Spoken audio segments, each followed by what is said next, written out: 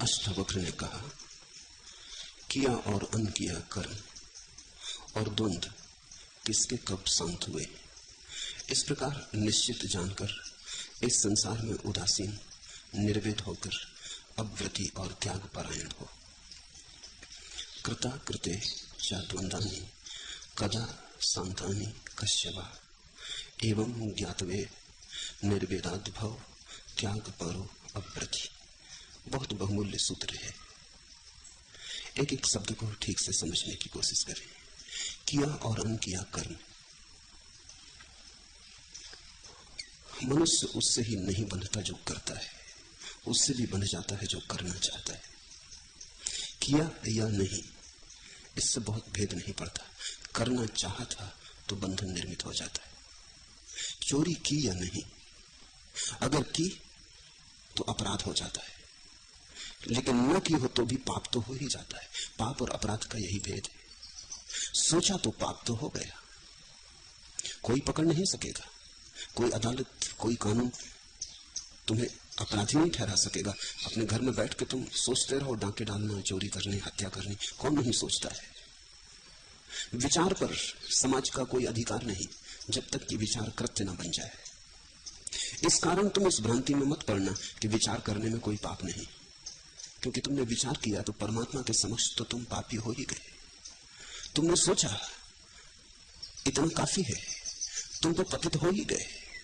विचार की तरंग उठी, न बने कृत्य, इससे भेद नहीं पड़ता, लेकिन तुम्हारे भीतर तो मलिनता प्रविष्ट हो गई।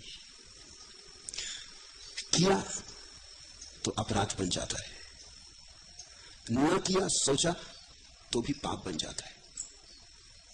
और अपराध से तो बचने के उपाय हैं, क्योंकि कानून, अदालत, पुलिस, इनसे बचने की व्यवस्थाएं खोजी जा सकती, खोज ली गई हैं। जितने कानून बनते हैं उतना कानून से बचने का उपाय भी निकल आता है। आखिर वकीलों का सारा काम ही वही है। वकील शब्द सूफियों का है, बड़ी बुरी तरह विकृत हुआ। वकील के जो मौलिक अर्थ हैं वो है जो परमात्मा के सामने तुम्हारा गवाह होगा कि तुम सच हो। मोहम्मद वकील है, वो परमात्मा के सामने गवाही देंगे कि हाँ ये आदमी सच है। लेकिन फिर वकील शब्द का तो बड़ा अजीब पतन हुआ। अब तो तुम झूठ हो या सच, तुम्हारे लिए जो गवाही दे सकता है, प्रमाण जुटा सकता है कि तुम सच हो। वस्तुतः तुम जितने झूठे हो उतना ही जो प्रमाण जुटा सके कि तुम सच हो, वो उतना ही बड़ा वकील। अगर तुम सच हो और वकील तुम्हें सच सिद्ध करे तो उसकी वकालत का क्या मूल्य, कौन उसको वकील कहेगा। वकील तो हम उसी को कहते हैं इस दुनिया में जो झूठ को सच करे, सच को झूठ करे। सूफियों का शब्द था वकील, और वकील का अर्थ था गुरु तुम्हारा वकील होगा। वो तुम्हें परमात्मा के सामने प्रमाण देगा कि मेरी गवाही सुनो, ये आदमी सच है। जीसस ने कहा है अपने अनुयायियों से कि तुम घबराना मत, आखिरी क्षण में मैं तुम्हारा गवाह रहूंगा, मेरी गवाही का भरोसा रखना। वो वकालत है। लेकिन साधारणता तो वकील का अर्थ है जो तुमसे कहे घबराओ मत, पाप किया, झूठ बोले, चोरी की, कोई फिक्र मत करो, कानून में बचने का उपाय है। आदमी ऐसा कोई कानून तो खोज ही नहीं सकता जिससे बचने का उपाय ना हो। आदमी ही कानून खोजता है, आदमी ही कानून से बचने का उपाय भी खोज लेगा। अपराध से तो तुम बच सकते हो, और अक्सर बड़े अपराधी बच जाते हैं, छोटे अपराधी पकड़े जाते हैं। जिनको बचाने वाला कोई नहीं वो फंस जाते, जिनको बचाने के लिए धन है, सुविधा है, संपत्ति है, वो बच जाते। बड़े अपराधी नहीं पकड़े जाते। बड़े अपराधी तो सेनापति हो जाते हैं, राजनेता हो जाते हैं। बड़े अपराधी तो इतिहास पुरुष हो जाते। छोटे अपराधी कारागृहों में सड़ते। लेकिन जहां विचार का संबंध है वहां कोई तुम्हें बचा ना सकेगा। यहां तुमने विचार किया कि तुम पतित हो ही गए। ऐसा अगर होता कि अभी तुम विचार करते और कई जन्मों के बाद पतित होते तो बीच में हम कोई उपाय खोज लेते, रुश्वत खिला देते। ऐसा कोई उपाय नहीं। विचार किया कि तुम पतित हुए। तुमने देखा जब तुम भीतर विचार करते हो क्रोध का, तो तुम्हारे लिए तो क्रोध घट ही गया। तुम तो उसी में उबल जाते हो, तुम तो जल जाते हो, तुम तो दग्ध हो जाते हो। फिर तुमने क्रोध किया या नहीं किया ये दूसरी बात है। भीतर भीतर तो छाले पड़ गए, भीतर भीतर तो घाव हो गए। वो तो क्रोध के भाव में ही हो गए। क्रोध में ही क्रोध का परिणाम है। इसलिए परमात्मा को धोखा देने का उपाय नहीं। उसने परिणाम को कारण से दूर नहीं रखा है। आग में हाथ डालो तो ऐसा नहीं कि इस जन्म में हाथ डालोगे और अगले जन्म में जलोगे। हाथ डाला कि जल गए। यहां भी आदमी ने तरकीबें निकाली हैं। लोग कहते हैं अभी करोगे अगले जन्म में भरोगे। क्या मजे की बात कह रहे हैं। वे कह रहे हैं अभी पाप करोगे अगले जन्म में मिलेगा फल। इतना तो अभी सुविधा है। कौन देखाया अगले जन्म की। और तब तक बीच में कुछ पुण्य कर लेंगे, बचने का कुछ उपाय कर लेंगे, पूजा प्रार्थना अर्चना कर लेंगे, पंडित पुरोहित को नौकरी पर लगा देंगे, मंदिर बना देंगे, दान करेंगे, धर्मशाला बना देंगे, कुछ कर लेंगे। अभी तो होता नहीं। पंडितों ने तुम्हें समझाया है कि धर्म उधार है। ये हो नहीं सकता, क्योंकि धर्म तो उतना ही वैज्ञानिक है जितना विज्ञान। अगर विज्ञान नगद है तो धर्म उधार नहीं हो सकता।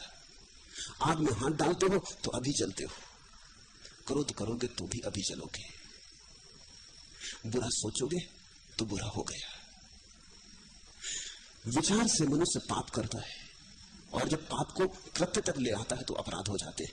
अपराधों से तो बचने का उपाय है, लेकिन अगर तुमने सोच लिया बुरा विचार तो बस घटना घट गई। अब बचने की कोई सुविधा न रही। जो होना था हो गया। अष्टावक्र कहते हैं किया और अनकिया कर्म और द्वंद्व, सुख और दुख का संघर्ष किसके कब शांत हुए। बड़ी अनूठी बात कह रहे हैं। वो कह रहे हैं तुम इनको शांत करने में मत लग जाना, अन्यथा और अशांत हो जाओगे। ये कब किसके शांत हुए। तुमने कभी कोई ऐसा आदमी देखा जिसके सुख दुख शांत हो गए। महावीर की भी मृत्यु होती तो पेचिस की बीमारी से होती। बुद्ध की मृत्यु होती है तो विषाक्त भोजन शरीर में फैल जाता है, विष के कारण होती। जीसस सूली पर लटक के मरते, सुकरात जहर पी के मरता है, रमन को कैंसर था, रामकृष्ण को कैंसर था। सुख दुख कब किसके शांत हुए। सुख दुख तो चलते ही रहेंगे। और विचार भी किए अनकिए कर्मों से भी बिल्कुल छुटकारा नहीं हो सकता। तुम कैसे छुटकारा करोगे। तुम कहो कि हम बिल्कुल बैठ जाएंगे, हम कुछ करेंगे ही नहीं। यही तो पुराने ढप का सन्यासी कहता है कि हम बैठ जाएंगे, कुछ करेंगे नहीं। लेकिन बैठना कर्म है। बैठे बैठे हजारों चीजें हो जाएंगी। तुम बैठोगे, सांस तो लोगे। सांस लोगे तो पूछो वैज्ञानिक से, वो कहता है एक श्वास में लाखों जीवाणु मर जाते। हो गई हत्या, हो गई हिंसा। बांध लो कितनी हो मुंहपट्टी मुंह पर, बन जाओ जैन तेरापंथी मुनि, बांध लो मुंहपट्टी, कुछ फर्क नहीं पड़ता। तुम्हारी पट्टी से टकरा के मर जाएंगे। मुंह तो खोलोगे, बोलोगे तो, श्रावकों को समझाओगे तो, वो जो मुंह से गर्म हवा निकलती उसमें मर जाएंगे। भोजन तो करोगे, पानी तो पियोगे, कुछ तो करोगे ही। जब तक जीवन है कृत्य तो रहेगा, और प्रत्येक कृत्य के साथ कुछ न कुछ हो रहा है। प्रत्येक कृत्य में कुछ न कुछ हिंसा हो ही रही है। जीवन हिंसा शून्य हो ही नहीं सकता। भाग जाओगे, छोड़ दोगे सब, जहां जाओगे वहां कुछ न कुछ करना पड़ेगा। भीख तो मांगोगे। कृत्य तो जारी रहेगा, जीवन का अनिवार्य अंग है। जीवन जब शून्य हो जाता है तभी कृत्य शून्य होता है। और जब कुछ करोगे तो कुछ विचार भी चलते रहेंगे। अब सन्यासी बैठा है, उसे भूख लगी तो विचार ना उठेगा कि भूख लगी। महावीर को भी उठता होगा कि भूख लगी, नहीं तो भिक्षा मांगने क्यों जाते। विचार तो स्वाभाविक है, उठेगा क्या भूख लगी। रास्ते पर अंगारा पड़ा हो तो महावीर भी तो बच के निकलेंगे। उनको भी तो विचार उठेगा कि अंगारा पड़ा है, इस पर पैर ना रखूं, पैर जल जाएगा। तुम पत्थर महावीर की तरफ फेंकोगे तो उनकी आंख भी झप जाएगी। इतना तो विचार होगा ना, इतनी तो तरंग होगी ना कि पत्थर आ रहा है, आंख फूटी जाती है, आंख झपा लो। विचार तो उठता रहेगा, क्योंकि विचार भी जीवन का अनुसंग है। जब तक सांस चलती तब तक विचार भी उठता रहेगा। इसका क्या अर्थ हुआ। क्या इसका अर्थ हुआ कि आदमी के शांत होने का कोई उपाय नहीं, उपाय है। उसी उपाय की तरफ इंगित करने के लिए अष्टावक्र कहते हैं कि पहले ये समझ लो कि कौन कौन से उपाय काम नहीं आएंगे। छोड़ के भागना काम नहीं आएगा, कर्म से बचना काम नहीं आएगा, विचार से लड़ना काम नहीं आएगा। कृता कृते चाद्वंदानी कदा शांतानी कस्यवा। तू मुझे बता जनक, किसके कब विचार शांत हुए, किसके कब द्वंद्व दुख शांत हुए। जीवन है तो द्वंद्व है। दिन को जागोगे तो रात सोओगे ना, द्वंद्व शुरू हो गया, दोहरी प्रक्रियाएं हो गई। श्रम करोगे तो विश्राम करोगे। सुख होगा तो उसके पीछे दुख आएगा, जैसे दिन के पीछे रात आती, रात के पीछे फिर दिन चला आ रहा है। हर सुख के पीछे दुख है, हर दुख के पीछे सुख है, श्रृंखला बंधी है। श्वास भीतर लोगे तो फिर बाहर भी तो छोड़ोगे ना, नहीं तो फिर भीतर न ले सकोगे। तो बाहर लोगे श्वास तो भीतर जाएगी, भीतर लोगे तो बाहर जाएगी, द्वंद जारी रहेगा। इस जीवन की सारी गति द्वंदात्मक है। दो पैर से आदमी चलता है, सब चलने में दो की जरूरत है। दो पंख से पक्षी उड़ता है, उड़ने में दो की जरूरत है। एक पंख काट दो पक्षी गिर जाएगा, एक पैर काट दो आदमी गिर जाएगा। जीवन द्वंद से चलता है, जो निर्द्वंद हुआ वो तत्क्षण गिर जाएगा। इसलिए तो परमात्मा तुम्हें कहीं दिखाई नहीं पड़ता। जो भी दिखाई पड़ता है वो द्वंद से घिरा होगा। जहां द्वंद गया वहां दृश्य भी गया, वहां व्यक्ति अदृश्य हो जाता है। जीवन तो उसी अदृश्य का दृश्य होना है। इसलिए अष्टावक्र कहते हैं, किया अनकिया कर्म द्वंद किसके कब शांत हुए। तो इस उलझन में मत पड़ जाना कि इनको शांत करना है। मेरे पास लोग आते हैं, वो कहते हैं मन में बड़ा क्रोध है, इसे कैसे शांत करें। मैं उनसे कहता हूं झंझट में मत पड़ो, क्रोध को कौन कब शांत कर पाया है। तुम तो साक्षी भाव से देखो, जो है सो है, और देखते से ही शांत होना शुरू हो जाता है। लेकिन ये शांति बड़ी और है। इसका यह अर्थ नहीं है कि तरंगें नहीं उठेंगी, तरंगें उठती रहेंगी, लेकिन तुम तरंगों से दूर हो जाओ। तरंगें उठती रहेंगी, लेकिन इन तरंगों से तुम्हारा तादात्म्य टूट जाएगा। तुम ऐसा ना समझोगे ये तरंगें मेरी हैं। भूख लगेगी तो तुम ऐसा ना समझोगे मुझे भूख लगी, तुम समझोगे शरीर को भूख लगी। पैर में कांटा चुभेगा तो तुम समझोगे शरीर को पीड़ा हुई। विचार तो उठेगा, तुम में भी उठता है, महावीर में भी उठता है। तुम में उठता है अरे मुझे पीड़ा हुई, महावीर को उठता है अरे शरीर को कांटा गड़ा। जब तुम मरोगे तो तुम्हें विचार उठता है मैं मरा। जब रमण मरते हैं तो उन्हें विचार उठता है ये शरीर के दिन पूरे हुए। मृत्यु तो होगी ही, वो तो जन्म के साथ ही बंधा है द्वंद। इस प्रकार निश्चित जानकर इस संसार में उदासीन होकर अव्रति और त्याग परायण हो। एक एक शब्द कोहिनूर जैसा है। इस प्रकार निश्चित जानकर एवं ज्ञातवे, ऐसा जानकर। निश्चित जानकर का क्या अर्थ है? सुनकर नहीं, किसी और के जानने से उधार लेकर नहीं, ऐसा जीवन का अवलोकन करके, ऐसा जीवन को देख कि द्वंद यहां रुक कैसे सकता है, यहां विचार समाप्त कैसे हो सकते। सागर की सतह पर तो चलती ही रहेंगी तरंगें, हवा के इतने झकोरे हैं। सूरज निकलेगा, बादल आएंगे, हवा चलेगी, तूफान उठेंगे, सतह पर तो सब चलता ही रहेगा। इतना ही हो सकता है कि तू सतह पर मत रहे, तू सड़क के अपने केंद्र पर आ जा। प्रत्येक के भीतर एक ऐसी जगह है जहां कोई तरंग नहीं पहुंचती। तुम तरंग को रोकने की चेष्टा मत करो, तुम तो वहां सरक जाओ जहां तरंग नहीं पहुंचती। बाहर तुम बैठे हो, सुबह है, सर्दी के दिन है, धूप सुहावनी लगती, मीठी लगती, फिर थोड़ी देर में सूरज ज्यादा गर्म हो आया, ऊपर आ गया, ऊपर उठने लगा, पसीना पसीना होने लगे। अब तुम क्या करते हो? क्या तुम सूरज के ऊपर पानी छिड़कते हो कि चलो ठंडा कर दो सूरज को थोड़ा? तुम चुपचाप सरक जाते अपने घर की छाया, तुम हटाते छप्पर के नीचे। अब कोई आदमी लेके हो जो सूरज को ठंडा करने की कोशिश करने लगे तो उसको तुम पागल कहोगे। तुम कहोगे अरे पागल, सूरज को कौन कब शांत कर पाया।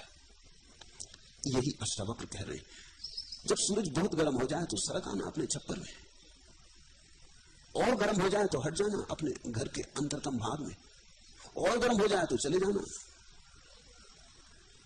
भूमिगत कमरों में जहां कोई सूरज की किरण न पहुंचती हो। सरकते जाना भीतर।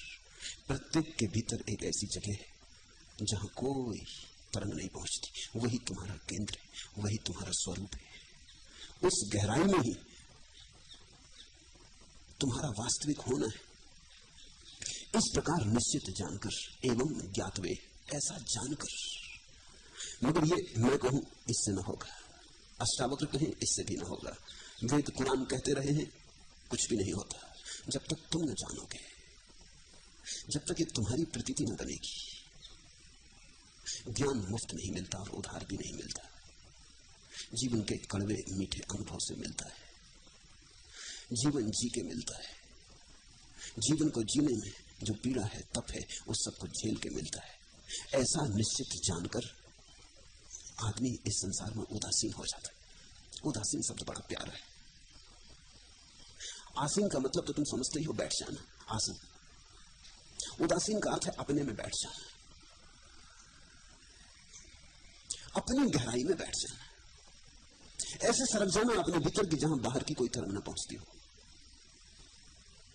हेरिगेल ने बड़ी मीठी घटना लिखी है अपने जैन गुरु के बाबत। हेरिगेल जापान में था और 3 वर्षों तक धनुर्विद्या सीखता था एक जैन गुरु से। धनुर्विद्या भी ध्यान को सिखाने के लिए एक माध्यम है। 3 वर्ष पूरे हो गए थे और हेरिगेल उत्तीर्ण भी हो गया था। बड़ा मुश्किल उत्तीर्ण हो पाया, क्योंकि पाश्चात्य बुद्धि तकनीक को तो समझ लेती है, टेक्नोलॉजिकल है, लेकिन उससे गहरी किसी बात को समझने में उसे बड़ी अड़चन होती है। उस जैन गुरु कहता था तुम चलाओ तो तीर, लेकिन ऐसे चलाओ जैसे तुमने नहीं चलाया। अब ये बड़ी मुश्किल बात है। हेरिगेल निष्णात धनुर्विद था, 100% उसके निशाने ठीक बैठते थे, लेकिन वो गुरु कहता नहीं, अभी इसमें ज़ेन नहीं है, अभी इसमें ध्यान नहीं। हेरिगेल कहता मेरे निशाने बिल्कुल ठीक पड़ते हैं, अब और क्या चाहिए। ये पाश्चात्य तर्क है कि जब निशाने सब ठीक लग रहे हैं, 100% ठीक लग रहे हैं, तो अब और क्या इसमें भूल चूक है। लेकिन ज़ेन गुरु कहता हमें तुम्हारा निशाना ठीक लगता है कि नहीं, इससे सवाल नहीं, तुम ठीक हो या नहीं इससे सवाल है। निशाना चूके तो भी चलेगा, निशाने की फिक्र किसको, तुम ना चूको। बात बड़ी कठिन थी। वो कहता तुम ऐसे तीर चलाओ कि चलाने वाले तुम न रहो, करता तुम न रहो, तुम सिर्फ साक्षी। चलाने तो परमात्मा को, चलाने तो विश्व की ऊर्जा को, मगर तुम न चलाओ। भी बड़ी कठिन बात है। हेरिगेल कहेगा कि मैं न चलाऊं तो मैं फिर तीर को प्रत्यंचा पर रखूं ही क्यों। अब जब रखूंगा तो मैं ही रखूंगा, जब खींचूंगा प्रत्यंचा को तो मैं ही खींचूंगा। कौन बैठा है खींचने वाला? और जब तीर का निशाना लगाऊंगा तो मैं ही लगाऊंगा, कौन बैठा है देखने वाला। और 3 वर्ष बीत गए और गुरु ने उससे कहा कि अब बहुत हो गया, अब तुम्हारी समझ में ना आएगा, ये बात नहीं होने वाली, तुम वापस लौट जाओ। तो आखिरी दिन वो छोड़ दिया। उसने ख्याल किया अपने से होने वाला नहीं है, या ये कुछ पागलपन का मामला है। वो गुरु से विदा लेने गया है। गुरु दूसरे शिष्यों को सिखा रहा है। 3 वर्ष उसने कई बार गुरु को तीर चलाते देखा, लेकिन ये बात दिखाई ना पड़ी थी, नहीं दिखाई पड़ी थी, क्योंकि खुद की चाह से भरा था कि कैसे सीख लूं, कैसे सीख लूं। बड़ा भीतर तनाव था। आज सीखने की बात तो खत्म ही हो गई थी। वो विदा होने को आया आखिरी नमस्कार करने। कुछ भी हो, इस गुरु ने 3 वर्ष उसके साथ मेहनत तो की है। तो वो बैठा है एक बेंच पर, गुरु दूसरे शिष्यों को सिखा रहा है।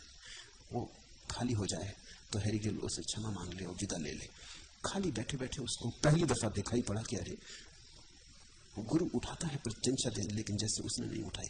कोई तनाव नहीं है उठाने में। रखता है तीर, लेकिन जैसे उदासीन। चढ़ाता है हाथ, खींचता है हाथ, लेकिन जैसे प्रयोजन शून्य, सूना सूना। भीतर कोई चाहत नहीं है कि ऐसा हो, जैसे कोई करवा ले रहा है। तुमने फर्क देखा? तुम अपनी प्रेसी से मिलने जा रहे हो तो तुम्हारी गति और होती, और किसी के संदेश वाहक होकर जा रहे हो, किसी ने चिट्ठी दे दी कि जरा मेरी प्रेसी को पहुंचा देना, तो तुम रख लेते हो उदासीन मन से खीसे में। तुम्हें क्या लेना देना, चले जाते हो, दे भी देते हो, मगर वो गति, त्वरा, ज्वर जो तुम्हारी प्रेसी की तरफ जाने में होता है वो तो नहीं होता। तुम सिर्फ संदेश वाहक हो। तुमने देखा पोस्टमैन आता है, डाकिया, तुम्हें लाख रुपए की लॉटरी मिल गई हो, वो ऐसे ही चला आता है कि जैसे 2 कौड़ी का लिफाफा पकड़ा रहा। तुम्हें हैरानी होती है, अरे तू कैसा पागल है, लाख रुपए मुझे मिल गए, तू बिल्कुल ऐसे ही चला रहा है जैसे रोज आता है, वही रोनी सूरत, वही साइकिल पे सवार चला आ रहा है। मगर उसे क्या लेना देना है, संदेश वाहक है। देखा हेरिगेल ने कि गुरु ठीक कहता था, मैं चूकता रहा हूं। वो उठा और चकित हुआ थोड़ा, क्योंकि उसे लगा मैं नहीं उठाऊं, कोई चीज उठी। वो उठ के गुरु के पास गया, उसने गुरु के हाथ से तीर कमान ले लिया, चढ़ाया, निशाना मारा, और गुरु प्रफुल्लित हो गया। उसने गले से लगा लिया, उसने कहा हो गया, आज उसने चलाया। आज तो उदासीन था, 3 वर्ष में जो ना हो पाया वो आज आखिरी घड़ी में हो गया। उसकी खुशी में उसने गुरु को निमंत्रण दिया कि आज मेरे साथ भोजन करें। गुरु आया, एक 7 मंजिल मकान में भोजन करने बैठे। अचानक भूकंप आ गया। जापान में आमतौर से भूकंप आ जाते, सब भागे, पूरा भवन कब गया। हेरिगेल खुद भी भागा। भागने में उसे ये भी याद न रही कि गुरु कहां। सीढ़ी पर भीड़ हो गई, क्योंकि कोई 25-30 आदमियों को उसने बुलाया था। तो उसने पीछे लौट कर देखा, गुरु तो शांत आंख बंद किए बैठा है, जहां बैठा था वहीं बैठा है। हेरिगेल को यह इतना मनमोहक लगा, ये घटना, गुरु का ये निश्चिंत रहना, ये भूकंप का होना, ये मौत द्वार पर खड़ी, ये मकान अभी गिर सकता है, 7 मंजिल मकान है, कपा जा रहा है जड़ों से, और गुरु ऐसा बैठा निश्चिंत जैसे कुछ भी नहीं हो रहा। वो भूल ही गया भागना। ऐसा कुछ जादू गुरु की मौजूदगी में उसे लगा, कुछ ऐसी गहराई जो उसने कभी नहीं जानी। वो आके गुरु के पास बैठ गया, कप रहा है, लेकिन उसने कहा कि मेजबान घर में बैठा हो, मेहमान घर में बैठा हो और मेजबान भाग जाए, ये तो अशोभन है। तो मैं भी बैठूंगा, फिर जो इनका होगा मेरा भी होगा। भूकंप आया हो गया, क्षण भर टिका। गुरु ने आंख खोली, और जहां से बात टूट गई थी भूकंप के आने और लोगों के भगने के कारण, उसे फिर वहीं से शुरू कर दी। हेरिगेल ने कहा छोड़िए भी, अब मुझे कुछ याद नहीं कौन सी हम बात कर रहे थे। वो बात आई गई हो गई। इस संबंध में कुछ अब मुझे जानना नहीं, मुझे कुछ और जानने की उत्सुकता है, इस भूकंप का क्या हुआ। हम सब भागे, आप नहीं भागे। गुरु ने कहा तुमने देखा नहीं। भागा मैं भी। तुम बाहर की तरफ भागे, मैं भीतर की तरफ भागा। तुम्हारा भागना नासमझी से भरा है, क्योंकि तुम जहां जा रहे हो वहां भी भूकंप है। पागल हो, जा कहां रहे हो? इस मंजिल पे भूकंप है तो छठवीं पे नहीं है, तो पांचवीं पे नहीं है, चौथी पे नहीं है, क्या पहली मंजिल पे नहीं? तुम अगर किसी तरह मकान के बाहर भी निकल गए तो सड़क पे भी भूकंप है। तुम भूकंप में ही भागे जा रहे हो। तुम्हारे भागने में कुछ अर्थ नहीं है। मैं ऐसी जगह सरक गया जहां कोई भूकंप कभी नहीं जाते। मैं अपने भीतर सरक गया। इस भीतर सरक जाने का नाम है उदासीन। अपने भीतर बैठ गए। भूकंप आएगा तो शरीर तक जा सकता है, ज्यादा से ज्यादा मन तक जा सकता है। इससे पार भूकंप की कोई गति नहीं। तुम्हारी आत्मा में भूकंप के जाने का कोई उपाय नहीं, क्योंकि उन दोनों के होने का ढंग इतना अलग है कि एक दूसरे का कहीं मिलन नहीं हो सकता है।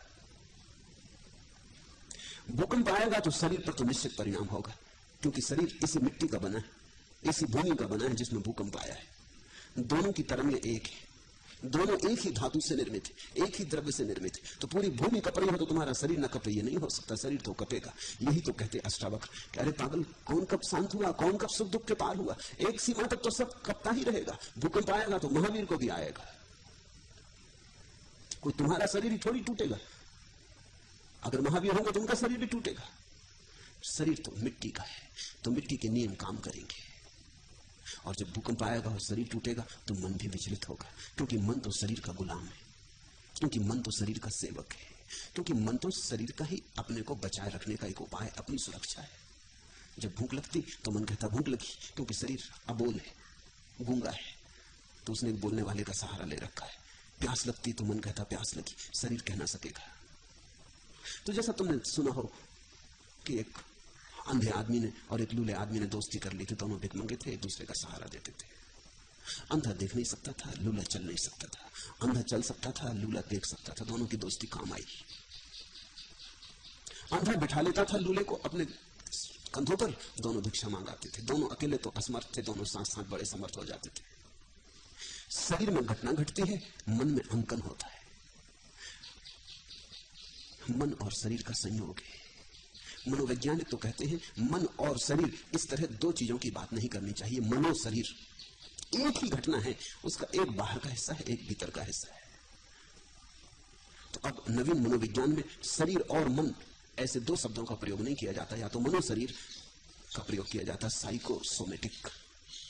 दोनों संयुक्त हैं। इसलिए जो शरीर में घटता है उसकी तरंगें मन तक पहुंच जाती। सच तो यह है कि शरीर में घटा नहीं की तरंगें पहुंच जाती। कभी कभी तो शरीर में घटने के पहले पहुंच जाती। जैसे कोई आदमी छुरा लिए चला आ रहा है मारने तुम्हें, तो अभी शरीर में तो छुरा लगा नहीं, लेकिन मन में खबर पहले पहुंच जाएगी। मन की जरूरत ही यही है कि कुछ घटे उसके पहले खबर दे दे कि बचो, ये आदमी छुरा मारने आ रहा है। तुम जब सोए हो तब कोई छुरा मारने आए तो मन सोया रहता है, शरीर तो मौजूद रहता है, लेकिन शरीर तो अंधा है, शरीर को तो कुछ दिखाई पड़ता नहीं। कोई आ जाए छुरा मार जाए तो कुछ पता ना चलेगा। तुम जागे हो तो मन सजग है। मन तो ऐसा है जैसे तुमने हवाई जहाज में रडार देखा हो। तो जैसे रडार का उपकरण 200 मील दूर तक देखता रहता, क्योंकि हवाई जहाज की गति इतनी है, अब तो ध्वनि से भी ज्यादा गति है कि अगर 200 मील दूर तक दिखाई ना पड़े तो दुर्घटना हो जाएगी, क्योंकि एक क्षण लगेगा 200 मील पार करने में। अगर हवाई जहाज 800 मील प्रति घंटे की रफ्तार से जा रहा है तो कितनी देर लगने वाली है।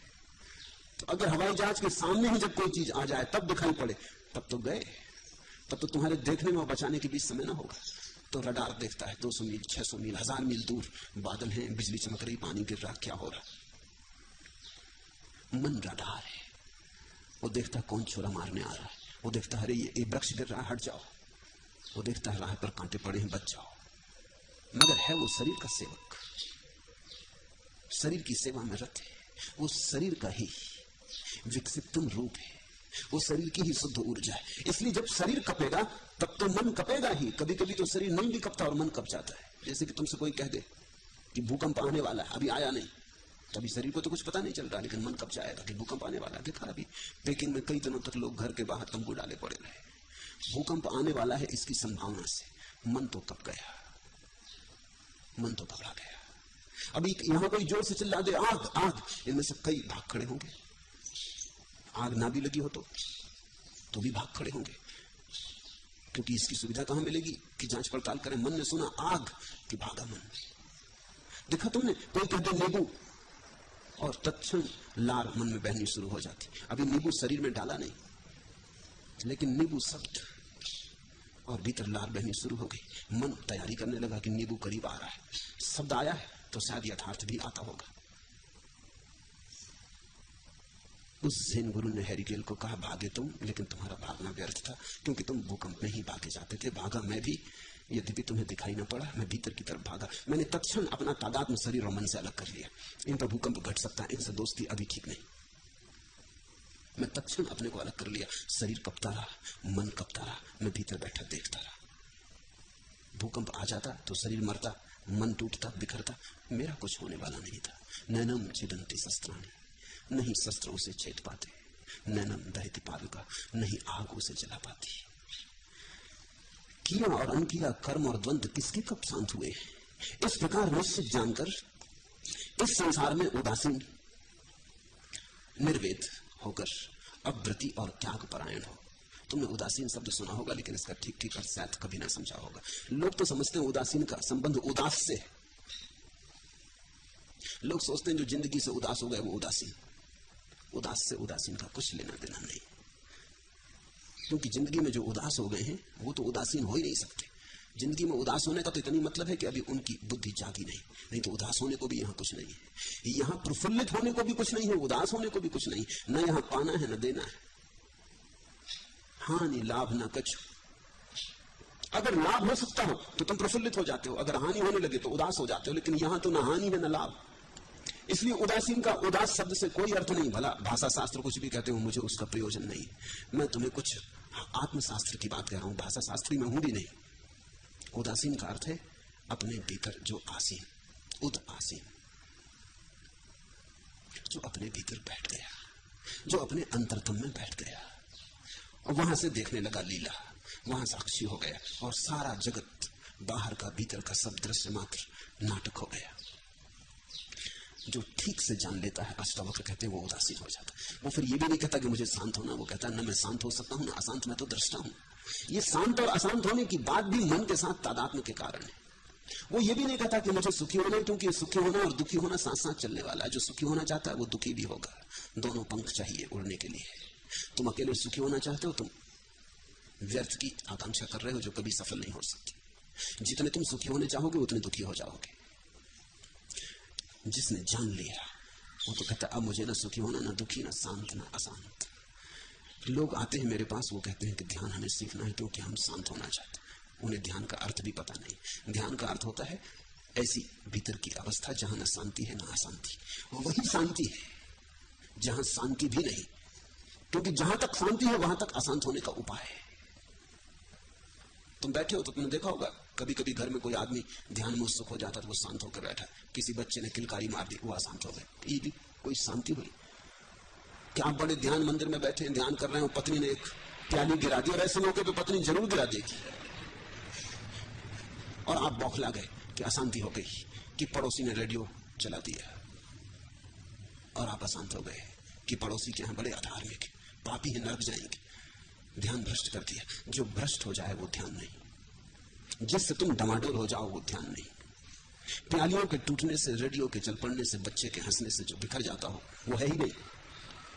तुम किसी तरह अपने को संभाल के बैठे थे, मगर वो संभाल के बैठा होना सिर्फ नियंत्रण था, कोई गहरा अनुभव नहीं था। थे तो तुम बिल्कुल करीब सतह के, शायद सिर डुबा लिया था, लेकिन थे बिल्कुल सतह के करीब। जरा सी चोट बाहर से आई कि तुम अस्त व्यस्त हो गए। ध्यान न तो शांति है न अशांति, ध्यान तो वैसी चित्त की साक्षी दशा है जहां तुम शांति को उठते देखते और आसक्त नहीं होते, जहां तुम अशांति को उठते देखते और विक्षुब्ध नहीं होते। तुम कहते ये तो मन का खेल है, चलता रहेगा, ये तो सागर की लहरें चलती रहेंगी, इनसे क्या लेना देना है। तुम दूर बैठे उदासीन देखते रहते। एवं ज्ञातवे निर्वेदात भव। निर्वेद शब्द का ठीक वही अर्थ है जो उदासीन का।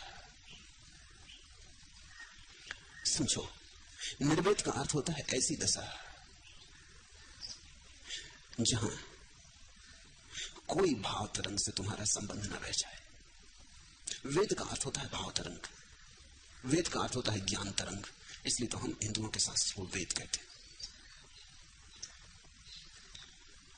इसलिए तो हम दुख को वेदना कहते हैं, भाव तरंग, पीड़ा घेर लेती।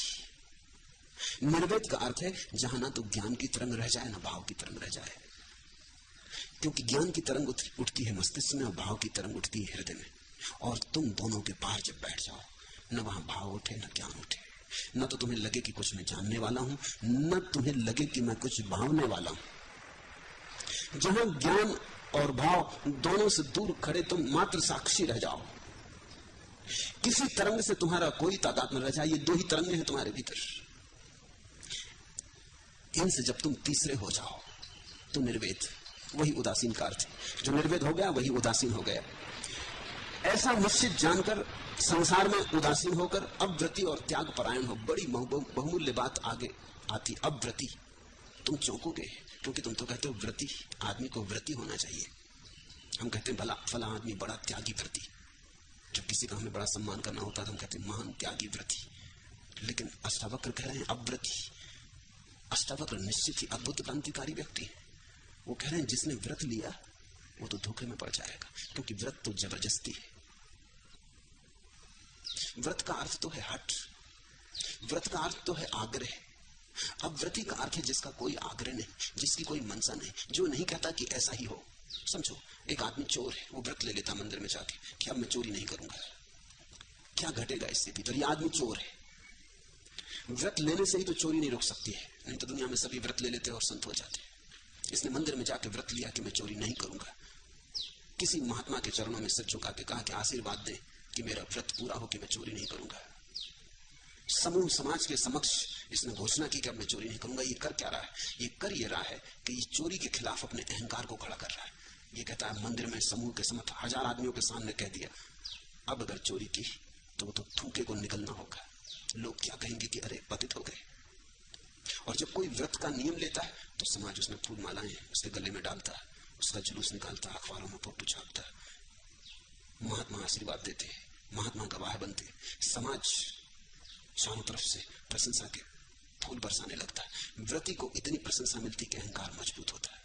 अब उसके सामने अड़चन आएगी, अगर वो चोरी करने जाए तो इतना अहंकार खोने की हिम्मत होनी चाहिए। तो जितना व्रती को सम्मान दिया जाता है उतना ही उसका अहंकार परिपुष्ट हो जाता है, और अब अहंकार को लड़ाता है वो अपनी पुरानी आदत के खिलाफ। इतना ही कुल अर्थ है व्रती का। व्रती में कुछ और मामला नहीं है। अब तुम सोचो, चोरी से छूटे और अहंकार में फंसे, ये कुछ मुक्ति नहीं हुई। इससे चोरी बेहतर थी, इससे चोरी बुरी नहीं थी। ये तो कुएं से बचे और खाई में गिरे। और इससे भी चोरी नष्ट नहीं हो जाएगी, चोरी भीतर भीतर सुलगेगी। अहंकार ऊपर ऊपर पताका फहराएगा, चोरी भीतर भीतर सुलगेगी, और भीतर सतत एक संघर्ष होगा। 24 घंटे की लड़ाई चलेगी। और समझ लो कि लाख रुपए इस आदमी को रास्ते के किनारे पड़े मिल जाए, इसको बड़ी मुश्किल हो जाएगी कि क्या करूं, अब ये लाख बचाऊं कि अहंकार बचाऊं। एक हाथ बढ़ाएगा तो उठा लूं, एक हाथ रोकेगा कह रही है क्या कर रहे हो। इसी को समाज अंतःकरण कहता है, कॉन्शियंस कहता है। कॉन्शियंस बड़ी समाज की गहरी तरकीब है। वो तुम्हें एक तरह का अहंकार दे देता है जिसको तुम अंतःकरण कहते हो। तुमसे बचपन से कहा गया कि तुम बड़े कुलीन हो, बड़े घर में पैदा हुए, हिंदू मुसलमान ईसाई। ख्याल रखना अपनी इज्जत का, अपने परिवार का, अपने वंश का, अपने कुल का, अपने धर्म का, अपने राष्ट्र का। स्मरण रखना तुम कौन हो। तुम कोई साधारण पुरुष नहीं हो। तुम हिंदू हो कि मुसलमान हो कि ईसाई हो, बाकी सब साधारण है। मुल्ला जब मरने लगा तो लोगों ने उसकी प्रार्थना सुनी। वो कह रहा था परमात्मा से, हे प्रभु, मैंने चोरी की है बहुत बार, ये सच है, और मैं कई बार अचोरी के व्रत से पतित हुआ। मैंने दूसरों की स्त्रियों की तरफ बुरी नजर से देखा है, ये भी सच है, मैं व्यभिचारी हूं। और मैंने कोई बड़ी बड़ी चोरियां की हूं, ये भी नहीं, मैंने मुर्गियां तक पड़ोसियों की चुरा ली। और मैं सब तरफ से बेईमान हूं, झूठा हूं। झूठ मेरी आदत में शुमार हो गई, सच मुझसे बोला नहीं गया। मैं दुष्ट भी हूं, छोटी मोटी बात पे झगड़ा मुझे बिल्कुल आसान, मारपीट आसान। इतना ही नहीं, मैंने एक आदमी की हत्या भी कर दी, और हत्या के विचार तो मेरे मन में सदा उठते रहे। ये सब है, लेकिन एक बात तुमसे कहना चाहता हूं कि मैंने सब कुछ किया हो, लेकिन अपना धर्म कभी नहीं खोया। अब ये धर्म क्या है कि मैंने अपना दीन कभी नहीं खोया, रहा सदा मुसलमान ही। उस संबंध में मैंने कभी ऐसा नहीं कि ईसाई हो गया कि हिंदू हो गया, रहा सदा मुसलमान ही। धर्म मैंने कभी नहीं खोया। इतनी बात मैं जरूर तुझसे कहूंगा, ये तो याद रखना। लाख बुरे काम कर लिया लेकिन धर्म कभी नहीं खोया। अब लोग धर्म बचा रहे हैं। धर्म भी अहंकार का हिस्सा हो जाता है। कुल प्रतिष्ठा, मान, मर्यादा। और तुम थोड़ा सोचो, तुमने कसम ले ली चोरी नहीं करेंगे, और चोर का तुम्हारा मन है और ये अहंकार है। अब इन दोनों में संघर्ष चलेगा। एक युद्ध तुम्हारे भीतर पैदा होगा, महाभारत तुम्हारे भीतर चलेगा। तुम आ गए जोश खरोश में, सुन रहे थे किसी साधु संत की बात, उसने तुमको घबरा दिया कि अगर काम वासना रही तो नरक में सड़ोगे। और उसने खूब स्पष्ट चित्र खींचे, रंगीन, 3 डायमेंशनल, कि वहां आग की लपटें हैं और कढ़ाई चल रहे हैं तेल के, और उन कढ़ाओं में डाले जाओगे और मरोगे भी नहीं, और सेके भी जाओगे और उबाले भी जाओगे और मरोगे भी नहीं, और कीड़े तुम्हारे शरीर में छेद बना बना के दौड़ेंगे और मरोगे भी नहीं और छिद्र छिद्र हो जाओगे। उसने खूब तस्वीर खींची रंगीन, तो तुम्हें बिल्कुल घबरा दिया। उस घबराहट के भावावेश से क्षण में तुम खड़े हो गए। तुमने कहा मैं ब्रह्मचर्य की प्रतिज्ञा लेता हूँ, अब मरे। घर तक लौटते लौटते जब शांत हो जाओगे, थोड़े उद्योग में थोड़ा बैठेगा, मंदिर की हवा से थोड़े दूर हो जाओगे और तुम्हें याद आएगा ये क्या कर बैठे। अब फांसी लगी, व्रती हो गए और लोगों ने तालियां बजा दी। और लोग तो कोई भी बुद्धू बन रहा हो तो ताली बजाते। लोगों की तालियों से बड़े सावधान रहना। एक अद्भुत फकीर थे महात्मा भगवान देव, वो कभी कभी मेरे पास रुकते थे। मेरी तो छोटी उम्र थी लेकिन उनका मुझसे बड़ा लगाव था। वो कभी मेरे गांव से गुजरते तो मेरे पास जरूर रुकते। उनकी एक खूबी थी, जब वो बोलते अगर कोई ताली बजा दे तो बड़े नाराज हो जाते। वो उठ के खड़े हो जाते, मैं बोलूंगा नहीं, क्यों ताली बजाई। मैंने उनसे कहा कि लोग ताली बजाना आप इतना नाराज होते। वो कहते लोग ताली तब बजाते जब कोई आदमी बुद्धूपन करता। मैंने जरूर कोई गलती की होगी। पहली तो बात, इन बुद्धुओं को अगर मैं सच बात कहूं तो समझ में ना आएगी, गलत कहूं तभी समझ में आती, और तभी ये ताली बजाते। ताली बजाई कि मैं तत्काल समझ जाता हूं कि हो गई कोई गलती। वो ठीक कहते, जैसा आदमी हो उसको देख के ऐसा ही लगता है। आदमी तो उसी बात पे ताली बजाता जो उसको जचती। जब तुम किसी के ब्रह्मचर्य के व्रत लेने पे ताली बजाते हो तो मतलब क्या है? तुम ये कह रहे हो कि लेना तो हम भी चाहते हैं लेकिन अभी नहीं। तुमने हिम्मत की, बड़ा अच्छा, तुम आगे बढ़े, बड़ा अच्छा, तुम शहीद हो रहे हो, बड़ा अच्छा, जाओ, हमारी शुभकामनाएं तुम्हारे साथ। मगर यही लोग जिन्होंने ताली बजाई अब नजर रखेंगे। अब वो देखेंगे कि कहीं सिनेमा में तो नहीं बैठे हो ब्रह्मचर्य का व्रत लेकर, यहाँ होटल में बैठे क्या कर रहे हैं, क्लब में क्या कर रहे हैं, ये किसकी स्त्री के साथ चले जा रहे हैं। मेरे एक सन्यासी ने सन्यास लिया, एक युवक ने, वो कुछ दिन बाद मेरे पास आया कि मेरी पत्नी को भी सन्यास से, तो उनका मामला क्या है। उसने कहा कि मैं गरीब आदमी हूँ, मैं ये गिरे हुए वस्त्र पहन के अपनी पत्नी के साथ कहीं जाता हूँ तो लोग रोक लेते हैं कि किसकी पत्नी, सन्यासी। लोग भला धार्मिक न हो लेकिन दूसरे को तो धार्मिक बनाने में उत्सुक रहते ही। ये किसकी पत्नी को लेकर जा रहे हो, झगड़ा घासा खड़ा करते, इसको भी आप सन्यास दे दें। मैंने उसको सन्यास दे दिया। वो 8 दिन बाद फिर आया कि मेरे बेटे को, क्योंकि लोग कहते हैं कि बाबा जी किसका बच्चा भगाए ले जा रहा। ये गिरुआ तो खतरनाक है, क्योंकि लोगों की अपेक्षाएं। लोग ताली बजा देंगे, फूलमाला पहना देंगे, उनकी फूलमाला में छिपी फांसी को मत भूल जाना। उन्होंने गर्दन पे हाथ रख लिया। अब वो कहेंगे कहां जा रहे हो, क्या कर रहे हो, कैसे उठते, कैसे बैठते, किससे बात करते, कितनी देर सोते, ब्रह्म मुहूर्त में उठते कि नहीं। अब वो सब तक तुम्हारी जांच रखेगी। उन्होंने जो ताली बजाई थी उसका बदला लेंगे। और तुम मरे, तुम मुश्किल में पड़े, क्योंकि काम वासना कसम खाने से मिटती होती, इतनी आसान बात होती तो सारा दुनिया काम वासना के बाहर हो गया होता। अब ये ब्रह्मचर्य खींचेगा और ये काम वासना खींचेगी, और इन दोनों के बीच तुम पिसोगे, 2 पाटों के बीच। अब तुम्हारी बुरी तरह मरम्मत होगी। बार बार तुम वासना में गिरोगे और बार बार तुम अपने को संभाल के बाहर निकालोगे और बार बार गिरोगे। तुम्हारा जो अब तक थोड़ा बहुत आत्म गौरव था वो भी नष्ट हो जाएगा। तुम पाओगे मुझ जैसा पापी कोई भी नहीं। मंदिर में जाके लोग सिर्फ यही समझ के लौटते हैं कि हम जैसा पापी कोई भी नहीं। अष्टावक्र कहते हैं अव्रती, त्याग परायण। यही मैं भी तुमसे कहता हूं, तुम्हारा बोध ही तुम्हारा व्रत हो, उससे ज्यादा व्रत की कोई जरूरत नहीं। तुम्हें समझ में आ गई ये बात, बस काफी है। इसके लिए समाज की स्वीकृति और समादर की कोई भी जरूरत नहीं। तुम समझ गए, तुम्हें ब्रह्मचर्य में रस आने लगा, बिल्कुल ठीक है। व्रत की क्या जरूरत है? व्रत तो इतना ही बताता है कि रस अभी आया नहीं था, सिर्फ लोभ पैदा हुआ था। ब्रह्मचर्य का लोभ पैदा हुआ तो व्रत अगर समझ में ही आ गया तो तुम ऐसी तो कभी कसम नहीं खाते कि मैं कसम खाता हूं कि सदा 2 2 4 ही जोड़ूंगा। तुम जानते हो 2 2 4 होते हैं, इसमें जोड़ना क्या, कसम क्या खानी। और अगर तुम जाके किसी मंदिर मस्जिद में कसम खाओ कि सदगुरु मुझे आशीर्वाद दे, अब से मैं 2 2 सदा 4 ही जोड़ूंगा, तो साफ है कि तुम विक्षिप्त हो। और जो तुम्हें आशीर्वाद दे वो तुमसे भी आगे विक्षिप्त हो। तुम्हारा दिमाग खराब है। तुम्हें शक है कि तुम दो दो पांच जोड़ोगे। उस शक से लड़ने के लिए तुम इंतजाम कर रहे हो पहले से। तुम्हें अपनी भीतरी अवस्था का पता है कि जब मैं जोड़ूंगा तो दो दो पांच होंगे। नहीं नहीं, कसम खा लो, पहले से इंतजाम कर लो। वो भीतर तो तुम जानती हो कि दो दो पांच होने वाले, इसलिए कसम खा के इंतजाम कर लो, रुकावट डाल दो कि दो दो चार हो। लेकिन ये ज्ञान नहीं है, ये बोध नहीं है, ये लोभ है। लोभी व्रती होता है, बोध को उपलब्ध व्यक्ति अव्रती होता है। इसका यह अर्थ नहीं कि उसके जीवन में क्रांति नहीं होती, उसी के जीवन में क्रांति होती है। व्रत के कारण कहीं क्रांतियां हुई। अगर व्रत के कारण क्रांति हो सके तो इसका अर्थ हुआ कि ऊपर से थोपने से, जबरदस्ती आग्रह अपने ऊपर आरोपित कर लेने से आत्मा बदल जाएगी। ये तो नहीं हो सकता। तुम व्रत के कारण सैनिक तो हो सकते हो, सन्यासी नहीं हो सकते। तुम व्रत के कारण एक अभ्यास कर ले सकते हो, एक हट कर ले सकते हो और एक खास ढंग में चलने की आदत बना ले सकते हो, लेकिन उससे तुम्हारे जीवन में सूर्योदय ना होगा। सूर्योदय तो अव्रति को होता है। अव्रति का अर्थ इतना ही है कि जो तुम्हें दिखाई पड़ता है वो करना, लेकिन इसकी घोषणा क्या करनी, इसके लिए किसी की स्वीकृति क्या देनी। जो तुम्हें समझ में आ गया है, अगर ठीक से आ गया है तो अपने आप तुम्हारे आचरण में आना शुरू हो जाएगा। समझ आचरण में रूपांतरित होती ही है, उससे अन्यथा ना हुआ है ना हो सकता है। इसलिए व्रत की कहां जरूरत है।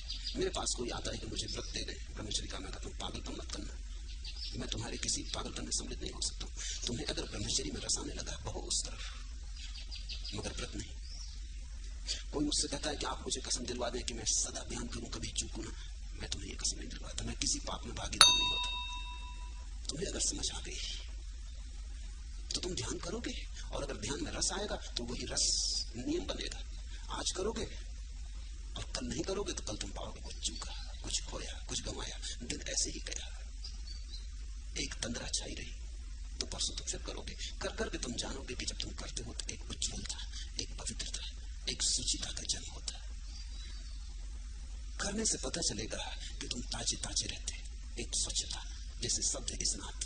24 घंटे जीवन के सब उलझनों के बीच भी तुम गैर उलझे बने रहते। उपद्रव ही चलते रहते, काम धाम है, व्यवसाय है, आपाधापी है, लेकिन भीतर कहीं कोई सूत्र जुड़ा रहता अंतरात्मा से, और वहां सब शांत है। न कोई आपाधापी, न कोई व्यवसाय, न कोई उपद्रव। कर करके तुम्हें पता चलेगा कि अगर एक दिन भोजन ना करो तो उतनी हानि नहीं है जितनी ध्यान न करने से। एक दिन अगर स्नान न करो तो चल जाएगा,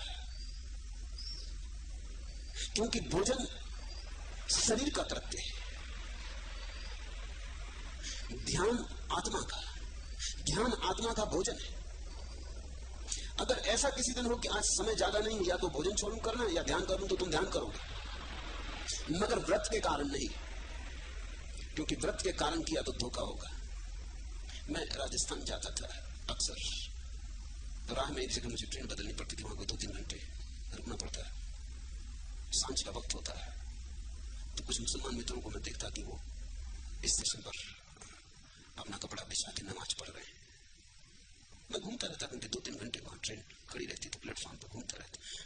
मगर जो नमाज पढ़ रहे हैं वो बीच बीच में लौट के देखते जाते हैं कि ट्रेन कहीं छूट तो नहीं गई। एक सज्जन मेरे ही डब्बे में एक बार यात्रा कर रहे थे, तो रास्ते में उनसे पहचान भी हो गई।